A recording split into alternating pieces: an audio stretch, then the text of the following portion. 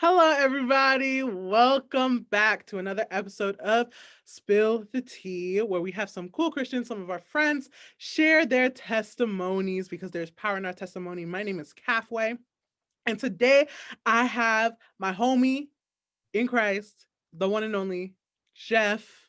Jeff, how you doing? Doing well, Kafui. It's always a fun time with you. I I'm know. glad. I'm grateful. Yeah. Oh, I'm grateful to be with you. Mhm. It's so fun. So many laughs. I can't wait for you to share your testimony with us. Jeff, you got to tell the people what they need to know. Who are you? What do you do on our campus? What ministry you're a part of, your major, all that good stuff. Yeah. So, just a quick bio of me. I am a senior at the University of Rhode Island with a finance major and a minor in environmental economics. Hopefully, combining those two to try to help out the planet. The planet's it's struggling a little bit. Some trees are on fire. Some fishes are being overfished. Yeah, I So hopefully, hear do some good there. The ministry that I'm a part of is Sojourn Collegiate Ministry, and they have different ministries in about 7 different colleges in the New England area. And I also try to be friends with the other college ministries, such as InterVarsity and Sankofa, all wonderful, great people. And I just try to be with them, try to worship with them, try to have great conversation between them, because I feel like the more you know about others, the more you learn about yourself. that's So, true. That's true. yep. Wow, that's awesome. Already starting off great, Jeff. Yeah. I'm so excited for the rest. So, Jeff, get into it. What is your testimony? So, we'll start way back when I was just a little baby. I was born at a young age. And Yes, as yeah, I would hope, you know. everyone, right? I was born in Puerto Rico, tropical island. I lived there for 5 years, learned a lot of Spanish. After that, my parents were divorced. I came here with my mom and my sister when I was 5.5 years old.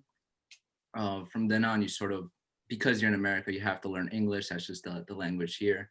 Mhm. And over the times, became bilingual, went to a private Catholic middle school, went to a private Catholic high school.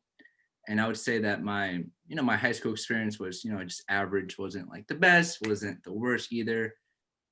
I grew up Catholic, but my church was actually in Spanish. And by that time, I spoke Spanglish, and my Spanish has gotten to be just a little bit worse. So when the priest would talk, I didn't really pay attention. I would just put my head on the shoulder of my mom and just sort of sleep there.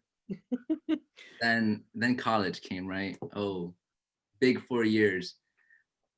Going into college, I saw so many different lifestyles, so many different perspectives and people and cultures, and it can be overwhelming. It can make you try to choose, like, who are you going to be a part of, which group are you going to be a part of. Mhm, mhm. So I knew I wanted a solid foundation, you know, starting off in my first year of college, and to make sure that I don't not swayed with every perspective or every opinion that people have.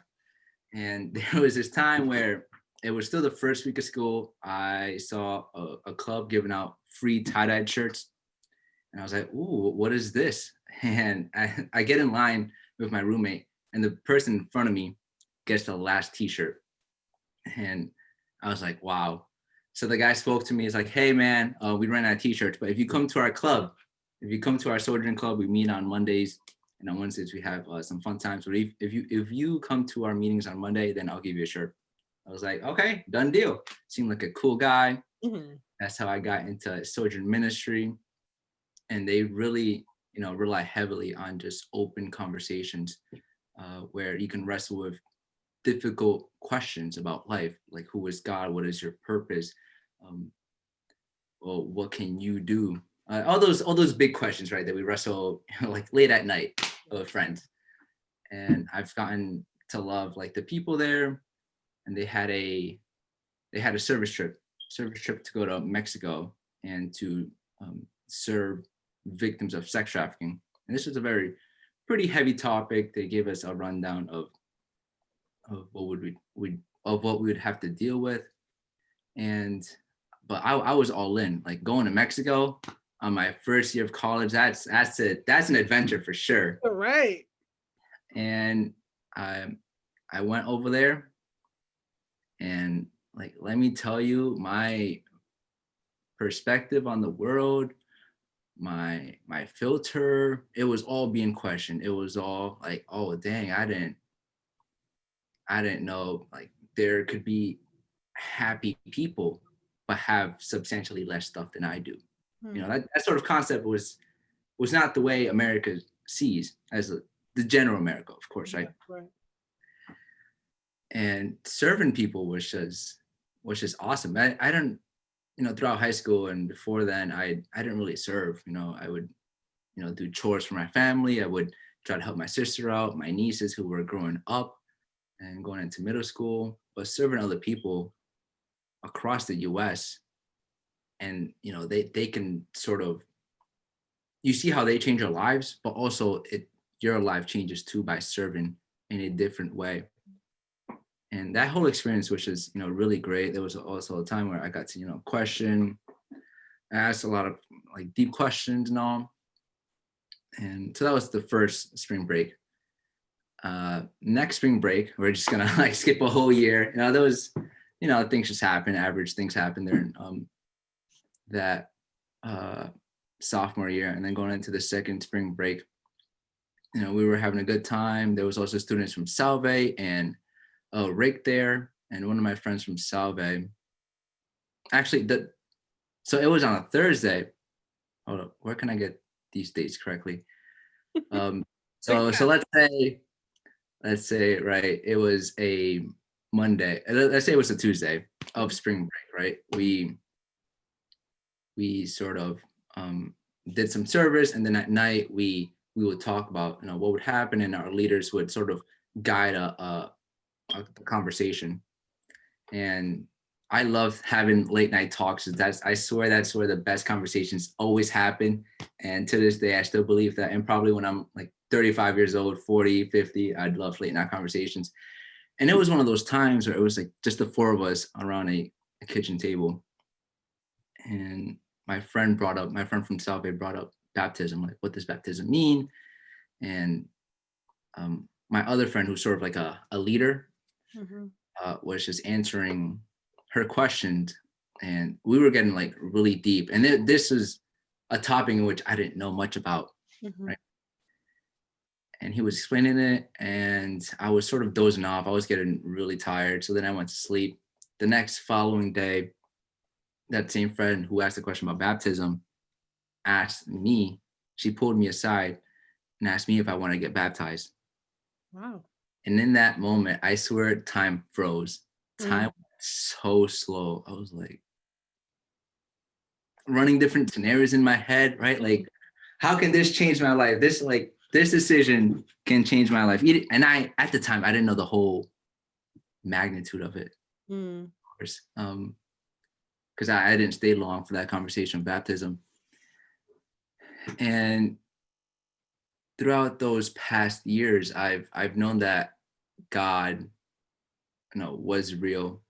I've known, you know, that we are supposed to get to know him. And ultimately, I said yes. I told my friend that I want to get baptized. And then she also said afterwards that she also wants to get baptized. Wow. And then the next day we talked to the staff leader, like, hey, us too, we want to get baptized. Here's the reason why. So the next night we had a pool where we resided at, and our staff leader does this thing where he has everyone around and like in a semicircle, and then brings up the person that's going to get baptized, and he's going to ask like, hey, why do you want to do this? And I knew he was going to ask that question, but I did not want to rehearse. I didn't want to practice. I just wanted to, like, whatever my heart was at, I wanted to just speak out at that moment. So that's what I did. He asked a question, and I just spoke my thought. I spoke my heart, and I said that, like, the main point that I said across that time was that I can always, put baptism aside. Like I can do it next month, next year, when it feels right. And there's never gonna like be a time where it just like feels right if you just keep putting it aside. And Mm, that's something that I learned. Like you're not gonna be enough. You're just gonna be like who you are. mm, And that's what I said. And then afterwards, mm, I got baptized. I kind of got baptized like 1.5 times mm. because my friend, he like half submerged me, and then someone was like, "Yo, bro, you didn't do it correctly." And so he went up behind me while I was at the pool, right, and ducked me again. Um, and it was such a great time. And the next morning, it it feels new. Yeah. Next morning, the next day just feels new. I woke up early. I decided to like sit on top of this sort of half pillar and just look at the sky as it was rising above the skyline and just admiring everything, admiring the palm trees, admiring the leaves. And the next part of my testimony, which really impacted me, was that uh, the afternoon after my baptism, um, I was in the bathroom brushing my teeth, but I like the window was open so I can still hear people outside. And another friend from URI, she asked the staff leader, like, "Hey, I think I want to get baptized after last night. I think I do." And she was asked, like, "What's your reason? Like, what's why?" And she said something about what Jeff said. It just really impacted my heart and changed my perspective and changed my mind. And I'm there brushing my teeth, thinking to myself, the words that I said impacted someone else. Mm, Like, what? mm, mhm, Just the whole idea of, you know, whatever comes out of your mouth can really help other people, mm, really change their lives. It can really lift them up when they're having a time that they're just down. And I just after that I became very aware of the things that I've said, of yeah. how just how I just don't gossip anymore, how I don't talk about people's back, how I tend to not correct people so quickly. Mm, And yeah, like so that's generally my testimony. And there's lots of different lessons in there that I can really go into detail about. But um, every time I think about it, I always feel like I find something new. Every time I describe it to another person who really is curious about my testimony, I always find something different, something that I analyzed that I didn't know at the time. Um, so Kafui, that is my testimony. wow. Yeah. That's awesome. So good.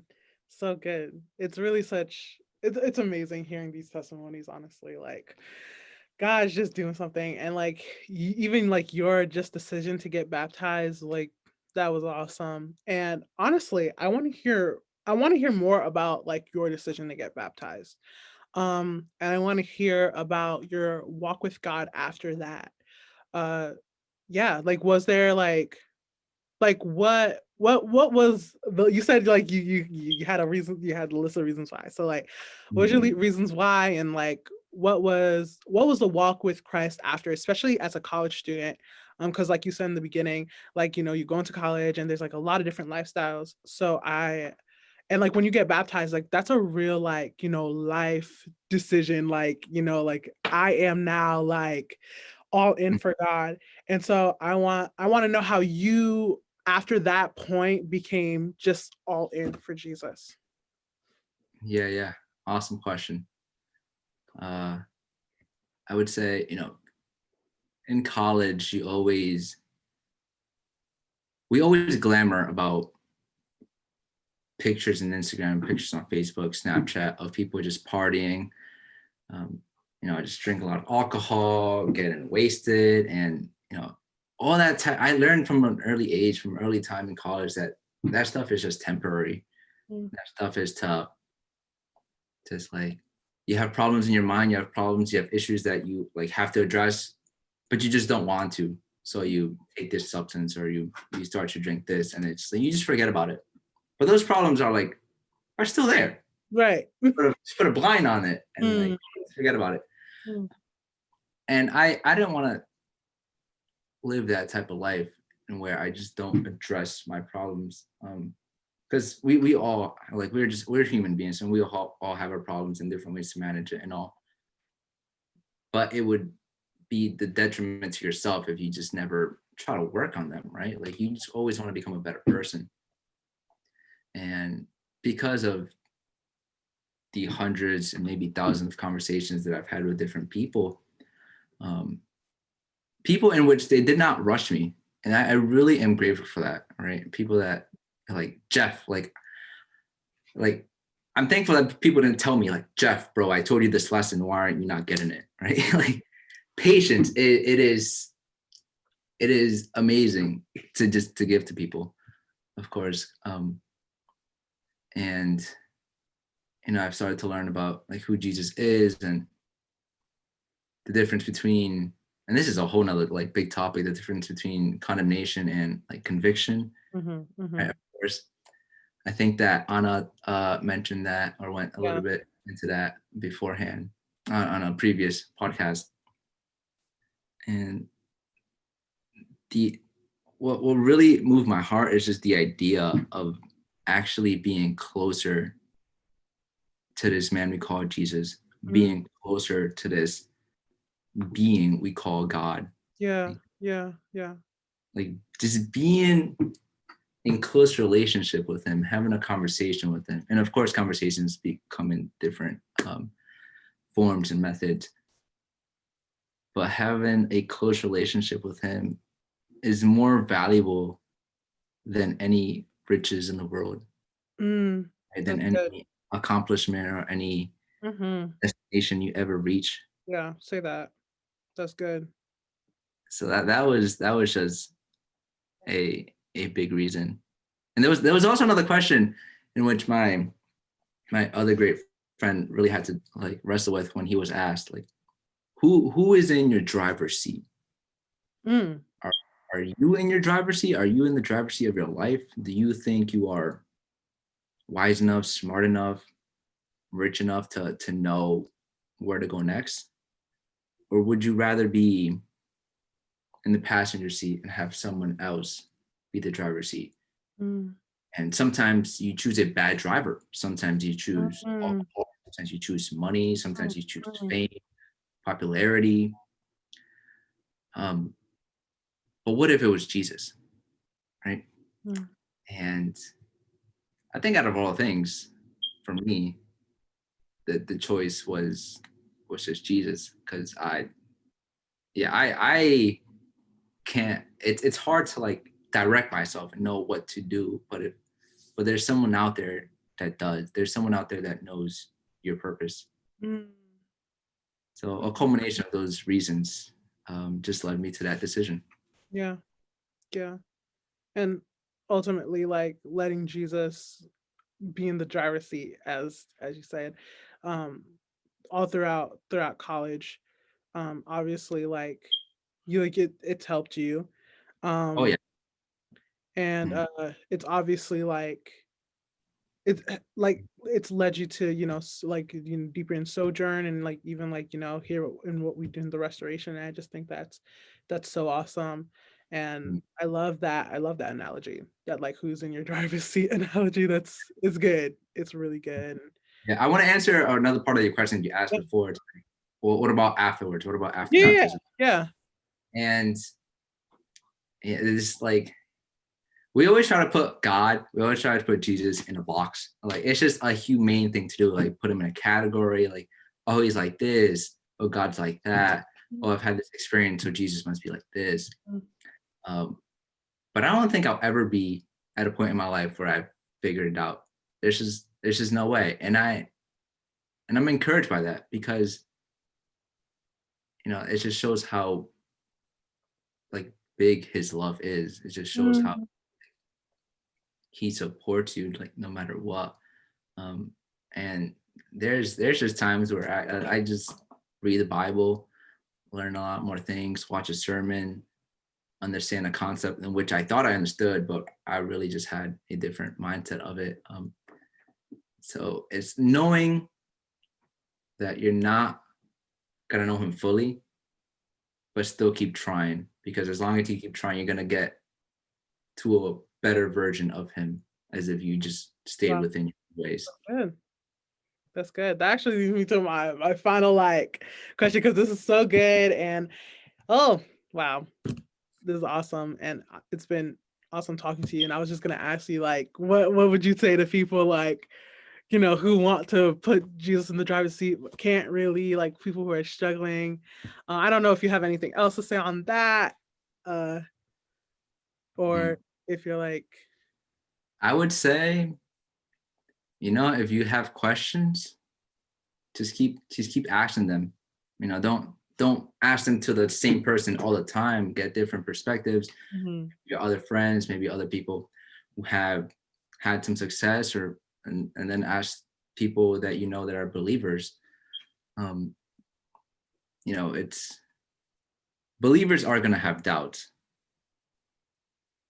and that's totally fine, because Jesus spent his life with doubters. He spent his life with sinners. But you just have to keep wrestling with the doubt, and you try to have to find an answer to it. And eventually you're gonna find Jesus, because he's there. He's always having his hand reached out to you. You just gotta learn how to grab it. You just gotta learn how to let go of your previous thoughts. Um, and in the end, he's amazing, and he's more than you can ever think of. wow. That is so good. Jeff, I am so happy that you decided to join me and share your testimony with all of us. So good. It's so good. An And amazing time. I'm Thank you so thankful. much. Yeah, of course. So, yeah, thank you guys. If you guys have been listening this far, thank you. Um, yeah, Jeff, do you have any questions, comments, concerns, anything to say? Uh, Add? Maybe a quick comment. We are reaching Christmas pretty soon. Um, Yeah. don't, for everyone listening out there or watching, please spend time with your family. Oh, Really quick, really fast. Don't become too materialistic. Buy things that you think will really have great value to people. Start sending letters out there, but definitely spend time with the family. Just ask more deeper questions that you usually ask them, like, what's like, why are you? How do I ask this? Like, why are you the way you are? And like maybe some challenge that they've had, or what's their happiest day ever in their lives. mm, mm, Their mhm. family, spend time with them, and in the end, just have fun. Nice, nice, nice. All right, guys. And with that, thank you so much for tuning in to the next week or every other week. I'm so confused about these things all the time. But anyway, join us next time for our next episode for Spill the Tea. Thank you, Jeff. Thank y'all for tuning in. It's been a pleasure. Peace out. Have a great holiday